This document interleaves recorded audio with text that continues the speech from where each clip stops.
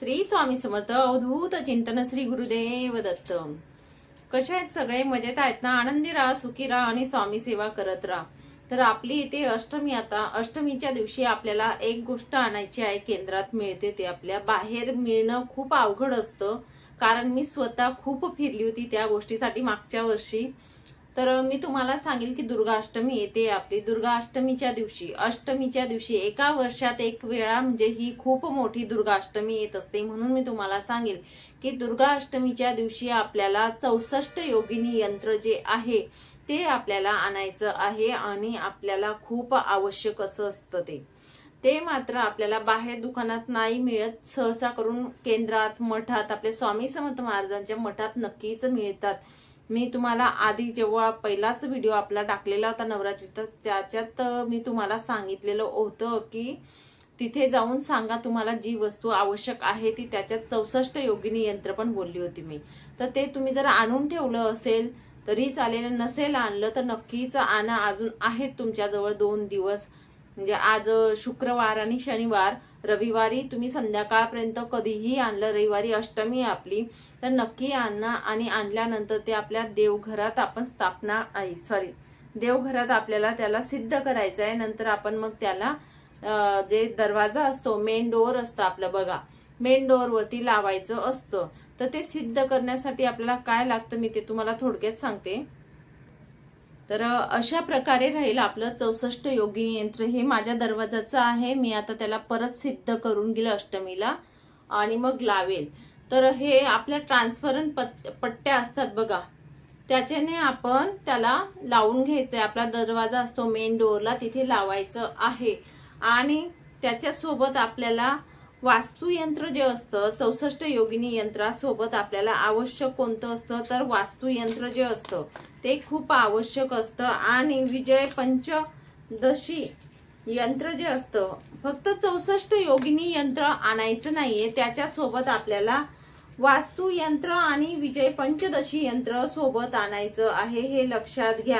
नुसतं 64 योगिनी यंत्र नाही आणत, कारण ते काम नाही करत, सोबतच असतात हे। म्हणजे मठात जर तुम्ही गेले ना घ्यायला, ते सोबतच देतील तुम्हाला, हे तिघही यंत्र सोबत देत असतात किंवा एका याच्यातच सगळे पॅक करून देत असतात। पण माझं सेपरेट होते जेव्हा मी आणले होते तेव्हा, म्हणून सांगते जर मठातून घेतले तर काही प्रॉब्लेम नाही, ते व्यवस्थित देतात आपल्याला मठांमध्ये।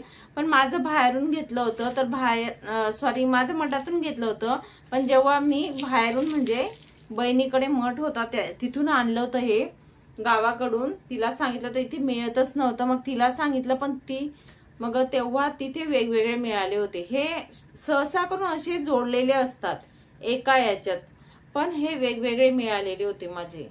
त्यामुळे तुम्हाला सांगेल की वास्तुयंत्र जे असतं हे 64 योगिनी यंत्र असतं, हे वास्तुयंत्र असतं आणि हे विजय पंचदशी यंत्र असतं, ठीक आहे।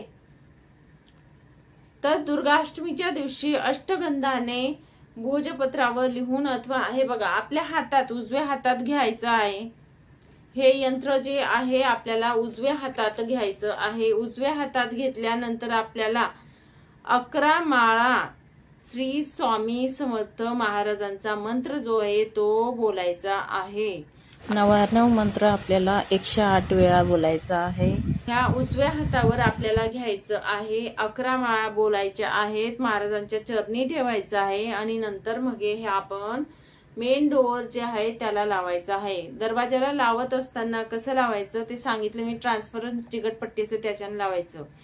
हे लावत असताना अशा ठिकाणी आपण लावायचं की बाहेरचा व्यक्ती जेव्हा आत येतो तेव्हा त्याची नजर त्याच्या म्हणजे अशा समोर, डोळ्यांची समोर जे असते एवढ्या उंचीपर्यंत लावायचं आहे की त्याची नजर ह्या यंत्रावर पडेल, हे लक्षात घ्या। तर हे सांगितलं, कसं सिद्ध करायचं ते सांगितलं। आता मी सांगेल याच्याने फायदा काय होतो की किंवा कशासाठी लावलं जातं। आपल्या घरामध्ये जे कोणी निगेटिव्ह व्यक्ती येत असतात, कोणतेही असू दे, आपल्याला माहिती असतं का कोणाचं मन कसं आहे, काय आहे, किंवा निगेटिव्ह शक्ती सुद्धा येऊ शकत नाही आपल्या घरामध्ये। हे जर आपण लावलं ना दरवाजाला तर निगेटिव्ह शक्ती सुद्धा आपल्या घरात प्रवेश करत नाही, हे लक्षात घ्या. म्हणून हे मेन डोअरला, आपल्या लाकडी डोअरला मेन जो डोअर असतो त्याला लावायचं आहे. म्हणजे तिथे आल्यानंतर त्यांची जी वाईट शक्ती असते, मनातली मनुष्य असू द्या किंवा दुसरी वाईट शक्ती असू द्या, ती तिथेच संपते दरवाजाच्या उंबरठ्यावर. म्हणून हे आपल्याला लावायचं असतं. दुःख म्हणजे आपल्या घरात आजार पण असो, ह्या ज्या पीडा पण असतात ना, त्या येत नाही, त्या कुठेतरी कमी होत चालतात. म्हणून हे आपल्याला यंत्र लावायचं असतं. आणि दुर्गा म्हणजे अष्टमी असते, अष्टमीलाच लावायचं असतं. दर महिन्याला अष्टमी येत असते, तर अष्टमीला लावलं तरीही चालेल. पण मी तेच सांगेल, नवरात्रीची जी अष्टमी असते त्याला अनन्यसाधारण असं महत्व असतं. म्हणून मी तुम्हाला सांगेल की ह्या अष्टमीलाच तुम्ही लावा, कारण नंतर पुढच्या वर्षीच येईल ही अष्टमी. दर महिन्याला तर येत असते, पण ह्या अष्टमीला खूप अनन्य असं साधारण महत्व आहे. आणि ते आपल्याला नंतर धूप दीप दाखवून द्यायचं यंत्राला. थोडं आपण महाराजांच्या चरणी ठेवायचं, नंतर आपण दरवाजाला चिटकवून द्यायचं. अशा प्रकारे आपल्याला हे यंत्र सिद्ध करायचं आहे आणि लावायचं. 64 योगिनी यंत्र बोललं जातं, पण त्याच्यासोबत आपल्याला हे दोघी यंत्र पण आणायचे आहेत. ही होती छोटीशी माहिती 64 योगिनी यंत्राची. आणि नक्कीच आणा, नक्कीच आपल्या सगळ्यांच्या दरवाजाला लावा, म्हणजे आपल्या घरात कोणतीही निगेटिव्ह शक्ती वास करणार नाही. तर नजर दोष असो, कुठल्याही गोष्टी ज्या असतात त्या कधीच आपल्या घरात प्रवेश करत नाही, हे लक्षात घ्या. चला मग इथेच थांबते, नंतर अजून भेटेल पुढच्या व्हिडिओमध्ये नवीन माहितीसोबत, नवीन विषयासोबत. तोपर्यंत श्री स्वामी समर्थ. अवधूत चिंतन. श्री गुरुदेव दत्त.